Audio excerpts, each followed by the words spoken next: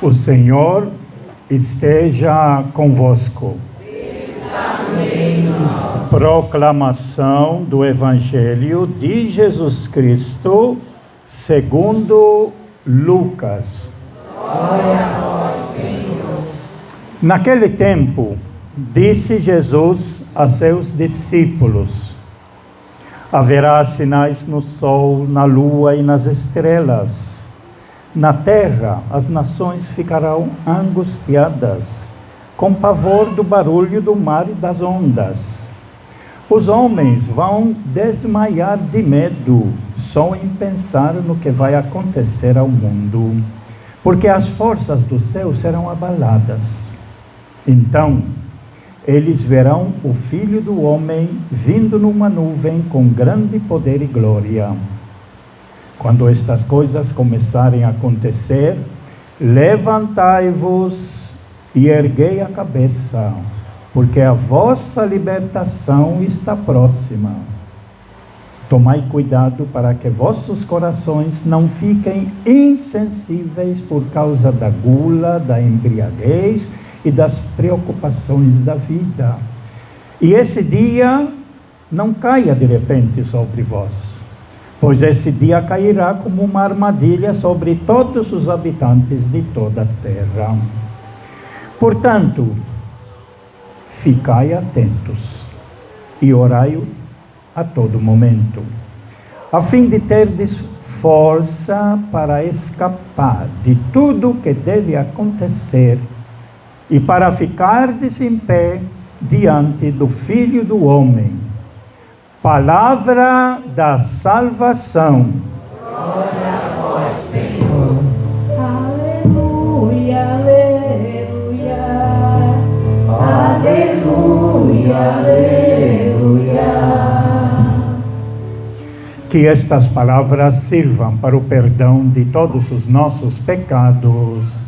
Amém. Podemos ficar sentados, meus prezados irmãos aqui da comunidade São João Batista da Vila Serventina. Nós estamos iniciando um tempo novo.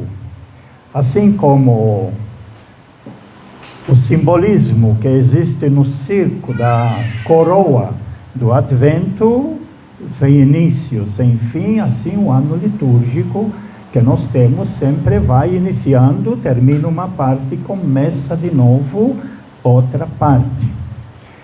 É bom que a gente saiba que nós estamos na terceira parte do ano litúrgico completo. O ano litúrgico completo contém 3 anos. 3 anos. Nós iniciamos esse ano litúrgico completo com a primeira parte, lendo o Evangelho de Mateus, que se refere muito ao projeto do Pai, do Criador. Depois, terminamos a primeira parte e entramos na segunda parte do ano litúrgico completo, onde nós refletimos sobre Jesus Cristo e o seu projeto. Jesus que Deus Pai enviou para vir aqui, viver no meio de nós, e através de Jesus nos mostrar qual é a vontade de Deus. Tudo isso na segunda parte do ano litúrgico.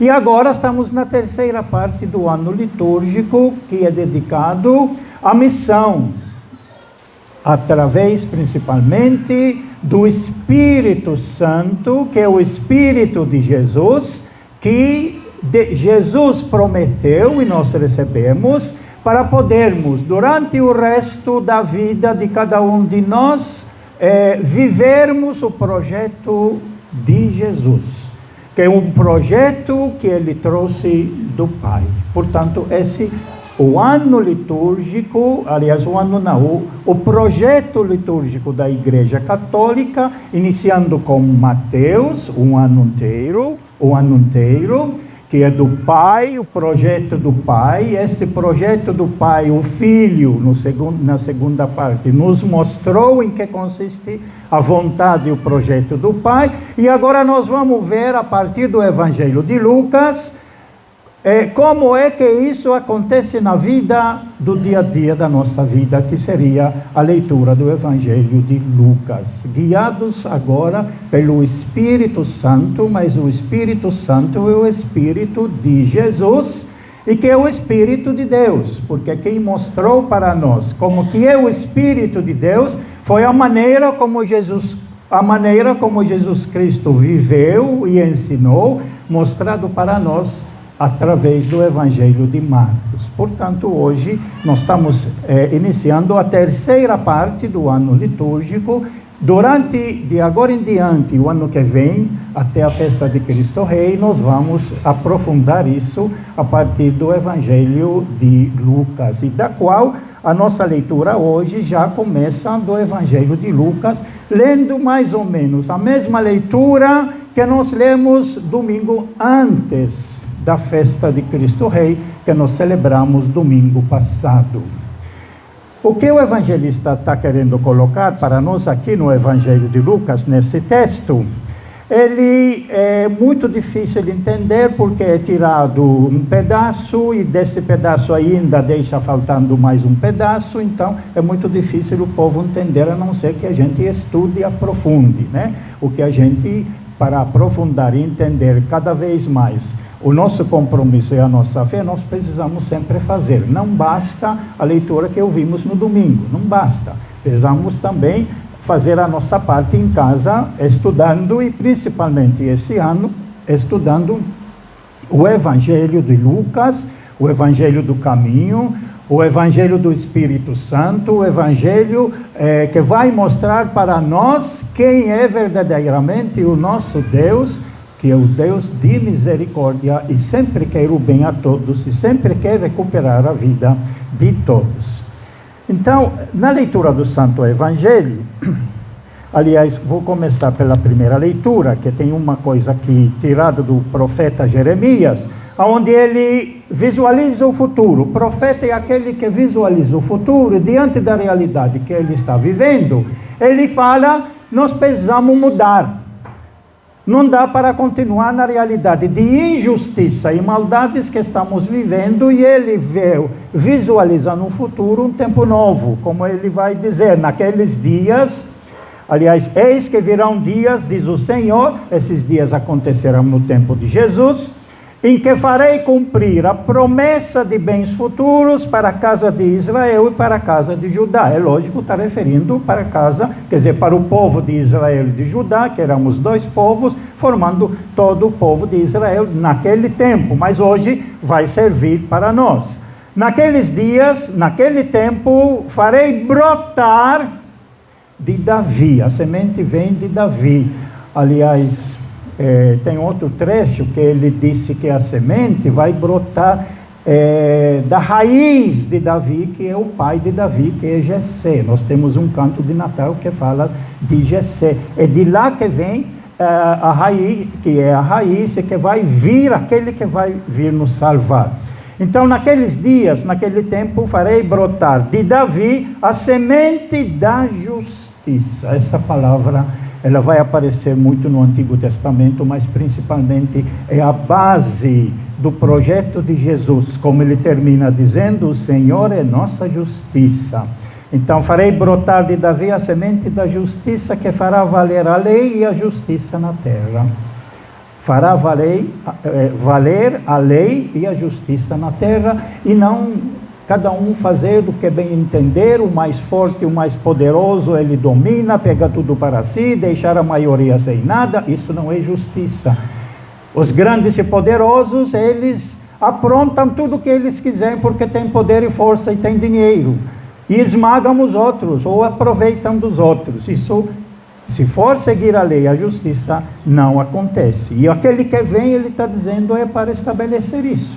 É o que Jesus Cristo vai fazer, estabelecer princípios básicos, fundamentais, que precisam reger o mundo todo. E quem segue o projeto de Jesus vai agir em qualquer lugar que ele estiver com justiça, sempre respeitando os outros e respeitando principalmente a vontade de Deus. Então, naqueles dias, Judá será salvo e Jerusalém terá uma população confiante. Esse é o desejo. Este é o nome que servirá para designá-la. O Senhor é a nossa justiça. É a orientação do Senhor. Por que o Senhor é nossa justiça? Porque Ele é Pai e Criador de tudo. Isso Jesus Cristo nos mostrou. Todas as populações e todo ser humano é filho de Deus. Independente se foi batizado ou não foi batizado, nascemos todos de Deus. O batismo vai nos dar um compromisso sério. Eu quero aderir a esse projeto de Deus, da justiça, da fraternidade. Por isso eu faço o rito do batismo, integro uma comunidade, e essa comunidade vai me ajudar a construir a fraternidade e a paz, a aprender a respeitar um ao outro. Se errar, eu reconheço, peço perdão, eu sou misericordioso como Pai. Tudo isso eu aprendo na comunidade porque eu assumi o compromisso no batismo. Mas isso não impeça que outras pessoas que não integraram oficialmente ou por uma cerimônia especial o batismo, não implica que eles também não façam parte desse projeto de Deus. E nós temos muita gente no mundo todo que luta pela justiça, pela fraternidade, que luta contra os grandes poderosos, que esmagam os mais pobres. Todos esses fazem parte desse projeto que o Jeremias está profetizando que deve acontecer. Aí entra a nossa leitura do Evangelho. Como nós estamos vivendo o tempo já em preparação para a vinda, né? A vinda. Nós temos que perceber que no calendário litúrgico a igreja coloca duas vindas de Jesus. A primeira vinda, aliás, a segunda vinda que nós vimos um domingo antes da festa de Cristo Rei. Ele vem entre as nuvens para ser o juiz dos vivos e dos mortos. É a partir do projeto dele, crucificado no seu trono na cruz, é que o mundo todo vai ser julgado, os vivos e os mortos. Quem entrou nos trilhos da fraternidade, do amor, da misericórdia, da justiça, ele vai ser salvo. E aqueles que são iníquos, malfeitores, tudo, precisam criar juízo e se converter e mudar, senão vão perder. Vai perder até a sua própria vida. Isso que apareceu aqui na nossa leitura do Santo Evangelho. Lembram bem que essa leitura do Evangelho, capítulo 21 em Lucas, que corresponde ao capítulo 13 de Marcos, da qual nós lemos antes do domingo, um domingo antes da festa de Cristo Rei, essa mesma leitura, Jesus ele está no templo, e ele está observando uma viúva que dá o que ela não tinha. 2 moedinhas que tinha para se sobreviver e deixou lá. E Jesus, vendo isso, interpretou desta maneira: esse templo, em vez de ajudar os pobres, as viúvas, que eram as mais abandonadas, os órfãos, em vez de ajudar os pobres, ele está explorando os pobres, em nome de Deus. Deus que quer salvar os pobres, que quer ajudar os pobres, os marginalizados, porque são seus filhos. Então Jesus sai do templo, fica sentado lá no monte, e aonde vê uma visão geral de todo o complexo do templo. Era muito grande. Para o pessoal que vinha da Galileia, o próprio Jesus, e para o pessoal, os seus discípulos galileus, nunca tinham noção dessa grandeza, dessa obra maravilhosa. Igual quando a gente vai, por exemplo, em algum lugar em Paris ou em Roma e vê aquelas construções maravilhosas, grandes. Nossa, que maravilha! Bom, tem 500 anos, tem 700 anos, 2000 anos, então tem que ser grande mesmo. Então eles se maravilhavam, me perguntaram a Jesus, aliás, falaram com Jesus sentado, olhando, disseram: veja que grandes construções. Que maravilha! Aí Jesus olhou para os 4 discípulos, esses mesmos 4 que escolheu logo no início, os primeiros 4 que ele escolheu. Ele disse para eles: estão vendo todas essas construções aqui? Não sobrará pedra sobre pedra, tudo será destruído. Isso está no início do capítulo, que nós estamos pegando a última parte aqui do capítulo. Por isso que o pessoal não entende, infelizmente, porque para entender tem que ler o projeto todo, o texto todo, para poder, então, ter compreensão maior. Diante disso, quando os 4 discípulos, ou apóstolos, ouviram Jesus que não sobrara pedra sobre pedra, disse: quando vai acontecer isso? A resposta durante o texto diz: ninguém sabe, só Deus que sabe, mas que vai acontecer, vai. Aí tem outro texto que foi pulado aqui, que diz: mas qual é o sinal? O sinal, Jesus disse: você não conhece a árvore? Não conhece que quando começam os brotos a ficar verdes, você já chega à conclusão: bom, então o verão está chegando, porque as frutas só amadurecem e ficam mais doces quanto mais calor tiver, que é o verão. Leia a natureza como funciona. E aí entra o nosso texto aqui, na versão de Lucas, onde ele vai dizer, vai ter coisas extraordinárias. E aí ele vai usar uma figura, vai usar uma linguagem figurativa, que tem que estudar para entender, senão interpreta tudo ao pé da letra e tudo sai errado. Então, naquele tempo, disse Jesus a seus discípulos: quando vai ser a destruição do templo? Ele está respondendo aqui. Quando vai ser isso? Então, vai dar alguns sinais. Haverá sinal no sol, na lua e nas estrelas. Sinal no sol, na lua e nas estrelas. Aqui não é a sol, a lua e as estrelas. Mas aqueles que se colocaram lá em cima como sendo estrelas, os grandes, os poderosos, os famosos, até na nossa linguagem. Não, mas aquela pessoa é uma estrela. Quer dizer, é uma estrela ou é uma figuração que nós estamos fazendo? Comparando ela com uma estrela que brilha. E como está lá em cima, ela brilha e tem influência no mundo todo. Essas aqui, o sol, a lua e as estrelas, simbolizam aquilo que os reis, os poderosos, os faraós, os imperadores se colocavam para serem adorados. Vai ter movimento entre eles, vai ter brigas entre eles, isso que ele está dizendo.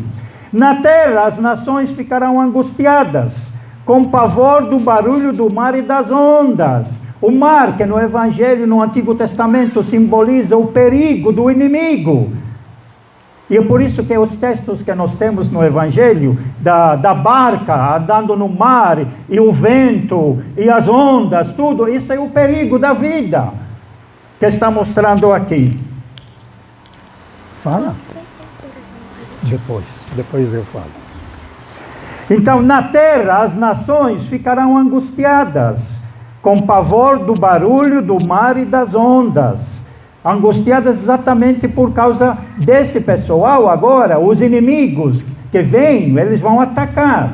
Os homens vão desmaiar de medo, só em pensar no que vai acontecer no mundo. Porque as forças do céu serão abaladas. Forças do céu, aqueles que se colocam como grandes, poderosos. Aqui ele está se referindo ao povo de Israel, que se coloca grande, com poder, mas vai ter um outro poder que vai chegar e que vai desmontar esse poder de Israel, que funcionava tudo no templo. E aqui está se referindo ao Império Romano. O Império Romano vai chegar, que é um poder muito grande, é o sol, é uma estrela muito grande, que vai chegar para derrubar uma outra que se coloca grande e poderoso. Então os homens vão ter medo. Então eles verão o Filho do Homem vindo numa nuvem com grande poder e glória. Aqui o Filho do Homem, é lógico que é Jesus. Aqui está se referindo a Jesus, que vai chegar no final dos tempos, né? Porque o projeto dele é que precisa ser estabelecido no mundo. E aí o alerta: quando essas coisas começam a acontecer, levantai-vos e erguei a cabeça, porque a vossa libertação está próxima. Por quê? A vossa libertação está próxima. Porque o império grande que vai chegar de Roma, ele vai destruir esse outro império que nós temos aqui, o templo, que se tornou, em nome de Deus, explorador dos pobres. Esse templo, explorador dos pobres, não tem jeito de continuar. Lá que está o poder local, e vai vir um outro poder grande que vai derrubá-lo. Agora, quando isso for derrubado, levantai a cabeça, ficai de pé, porque a vossa libertação está próxima, porque aí pode com certeza realizar O projeto de Jesus, que é um projeto de fraternidade, um projeto de amor. Vai ter possibilidade de se reunir, vai ter possibilidade de viver a fraternidade, vai ter possibilidade, em vez de levar as suas ofertas como exigiam no templo, e ligação sua com o templo, não. Agora a ligação sua, aquilo que tem, vai ser partilhado com os irmãos. Vão viver o banquete, que ele fala muito no Evangelho. Tomai cuidado, e aí eu aviso, tomai cuidado para que vossos corações não fiquem insensíveis por causa da gula, da embriaguez, das preocupações da vida. Portanto, precisa ficar vigiando, precisa ficar alerta. Não deixa nada que se desvia, porque nós estamos vivendo num grande perigo. Você precisa perceber que o perigo está chegando, e quando o perigo está chegando, você sabe o que deve fazer. No texto tem outra parte que ele diz: quando virem essas coisas acontecer, quando viram os romanos chegar, você sabe o que deve fazer, deve fugir. Se você está fora, não volta para trás para pegar as coisas, senão naquele momento o soldado romano chega e você perde a sua vida. É um alerta. Vivem de olhos abertos, não deixam nada na vida que te entorpecem, que te alienam, que te desvia da realidade da vida. Portanto, tomai cuidado ou vigiem para que vossos corações não fiquem insensíveis. Pois esse dia cairá como uma armadilha sobre... E aqui uso uma frase que no Apocalipse tem um significado. Cai como armadilha sobre todos os habitantes de toda a terra. Mas o significado aqui, os habitantes de toda a terra, no Apocalipse significa os ímpios, os malfeitores, os que se alienaram, os que não estão preparados, os que não estão de olhos abertos, os que não são os santos, os que não lutam pela justiça, são os maus, os injustos. Cai sobre eles porque são desprevenidos como uma armadilha, e são pegos e mortos. Agora, os justos, os que seguem o projeto de Jesus, os que estão de olhos abertos, os que estão vigiando, quando percebem essas coisas, eles fogem entre as montanhas. Isso está lá no outro texto, nesse mesmo capítulo. Pois esse dia cairá como uma armadilha sobre todos os habitantes de toda a terra, quer dizer, sobre todos os ímpios, os malfeitores, os que não estão de olhos abertos. Portanto, o apelo final. A quem esse apelo final? Aos seguidores de Jesus, aqueles que querem viver o seu projeto. Portanto, ficai atentos e orai todo momento. Para que orar todo momento? Para Deus ver nos salvar? Não. Orar todo momento a fim de terdes força para escapar de tudo que deve acontecer. A oração que nós fazemos não é para Deus trazer e fazer as coisas. A oração que nós pedimos a Deus é para nos dar força, para a gente de olhos abertos perceber os perigos e saber escapar dos perigos. É nós que vamos fazer. Não é para pedir a Deus fazer. Esse é o engano que está acontecendo em toda a nossa... Em todos vários grupos que existem. Eu peço, eu rezo, até fico a noite inteira rezando para Deus me dar saúde, para Deus nos libertar. Não. Eu preciso rezar e pedir a Deus para Ele me dar força para cumprir a minha missão, para ser uma boa mãe, para ser um bom pai, para poder perdoar quando o filho erra, para poder abrir o meu coração e conviver com os outros e dar o perdão. Eu peço a Deus me dar força. Essa é a oração de Jesus Cristo, a oração do cristão. Nós estamos muitas vezes fazendo orações para o outro fazer. Não, a oração para eu ter força, para eu poder fazer, para nós podermos fazer. Por isso que é muito importante essa conclusão, que dá o sentido à oração. Portanto, ficai atentos, vigiai, quer dizer, e orai a todo momento a fim de terdes força para escapar de tudo que deve acontecer. Isso para os justos. Isso para aqueles que querem o bem, para que procuram a justiça, porque os outros, habitantes de toda a terra, que são os ímpios, os maus, não estão aí, e quando chega o perigo não percebem, caem na cilada e morrem, perdem a vida. Mas os justos vigiam, de olhos abertos, não se deixam envolver com alienação, não se deixam envolver com exageros de gula, de bebidas. Eles estão de pé, sempre vigiando diante dos perigos, para quando o perigo chegar, eles sabem ler e sabem o que devem fazer para salvar a sua vida. E termina dizendo, a fim de que tendes força, então rezai, orai, para tendes força para escapar de tudo o que deve acontecer e para ficardes em pé diante do Filho do Homem. Essa é a esperança. Só que a esperança tem dois sentidos. Um sentido que nós temos, fica esperando o outro fazer por mim, ou fica esperando Deus fazer as coisas por mim, ou então usar o verbo, que é o mais adaptado, que combina aqui, que é o nosso famoso Paulo Freire, ele deu a explicação. Ele fala esperançar. A palavra esperança não vem do verbo esperar, ficar esperando, pedindo, rezando e esperando. Não. O verbo esperança vem do verbo esperançar. E aí ele define aqui. É preciso ter esperança, mas ter esperança do verbo esperançar. Porque tem gente que tem esperança do verbo esperar. Então reza, fica aguardando o resultado. E esperança do verbo esperar não é esperança, é espera. Aqui não está se referindo a espera, aqui está referindo a esperançar. Esperançar é se levantar, esperançar é ir atrás, esperançar é construir, esperançar é não desistir, esperançar é levar adiante. Esperança é juntar-se com outros para fazer de um modo diferente, construir a vida. E esse é o tema da liturgia de hoje. Esperançar. Esperançar como a mãe que espera a criança. Ela não fica só simplesmente deitada, esperando a criança nascer, não. Ela se prepara, ela toma providências, ela vai no postinho, ela faz exames, ela faz ginástica, ela faz tudo, ela prepara a casa, ela arruma as coisas. Isso que é esperança. Alguém vai chegar, algo novo vai chegar, e por isso precisamos nos preparar. Isso é esperançar. É o tempo que nós somos chamados nesse momento, porque alguém vai chegar, e esse alguém, daqui 4 semanas, nós vamos recebê-lo no Natal, que é esse Filho do Homem, que agora vai vir pela primeira vez, nascer humano no meio de nós.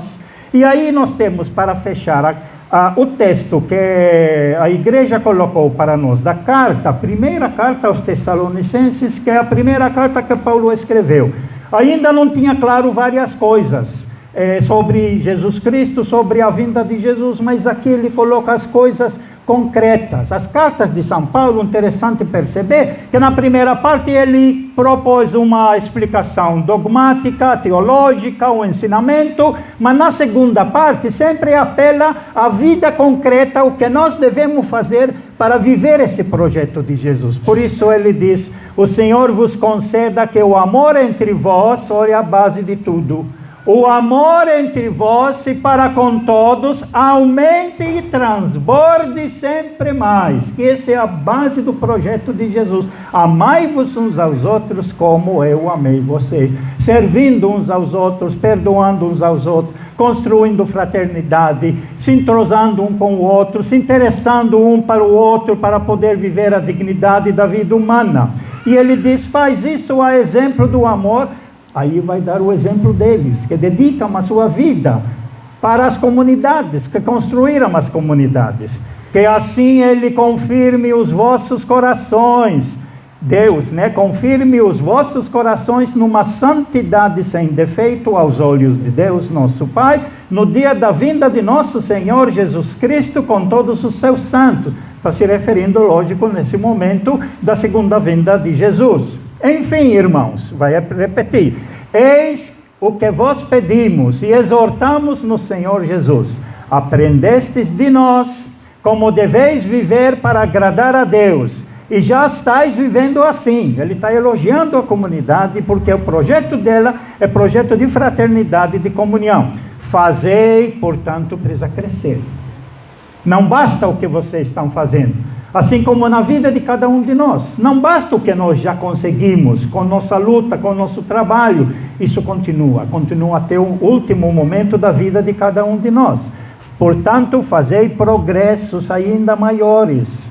Conheceis de fato as instruções que temos dado em nome do Senhor Jesus Cristo. Portanto, o que está em jogo aqui é o projeto de Jesus que Ele nos trouxe do Pai.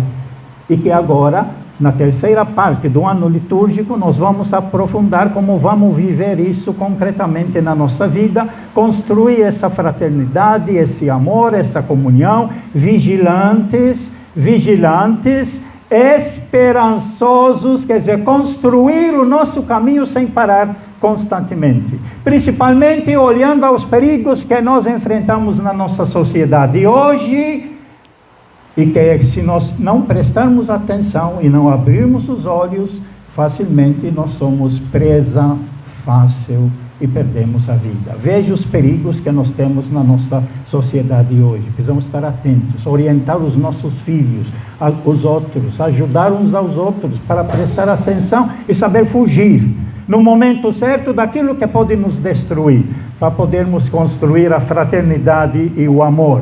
E aquele que vem, portanto, Jesus realmente nos clareia, por isso a luz, que vem chegando, que vão clareando a nossa inteligência, vai nos dando força no nosso corpo para podermos, vigilantes, construir o seu reino de fraternidade e paz. Louvado seja nosso Senhor Jesus Cristo. Creio